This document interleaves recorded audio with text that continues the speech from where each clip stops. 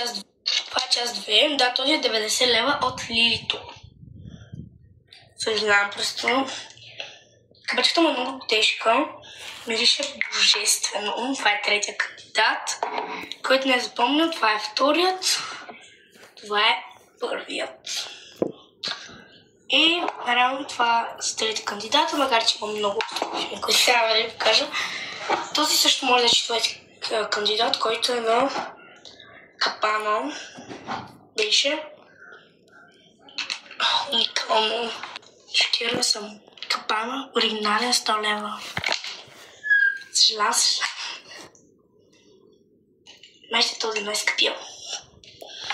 Напишете в коментарите според вас кой да.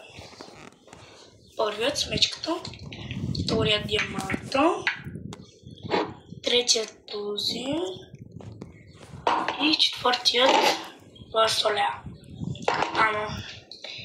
Аз мисля да мечката. Просто паковката уникална.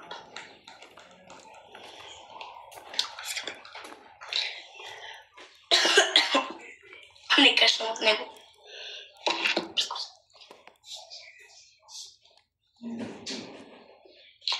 Не всичките. Ба ми изкажа, че ми ще се пърскам с всички нейни парфюми, но само с мечката. Според вас, който... Гледайте видеото за лъбовото, което го анбоксваме. Искам да го отворя, но ще е на видео. Добре, така че ще излизаме, да.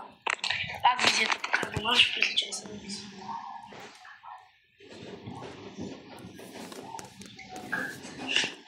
Прави си косата. Хора, баба ме изпрати дълго да я чакам, защото аз се гримирам. Така че баба е написала и си слага подютен, а никога не съм я виждала си слага подютен. Така че, anyways, вижте така почвам да си гримирам. Взимам камерата от музика си.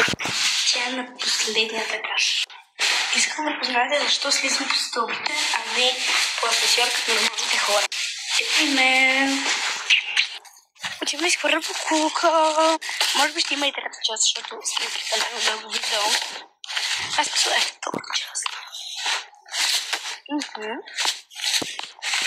Да, хора, погледнете какви са кошовете. Това е документа на Пазарджик. Погледни какви мизери става такова. Нормално ли е? Нормално ли е? Нормално ли е? Как ви ходи по джапанки? Сега забелязах, че тук ми е гол. Сега чакам баба ви, абонирайте се за трета част и абонирайте се за моя канал с каманката. Чао! Винаги забравям да го кажа това. Чао!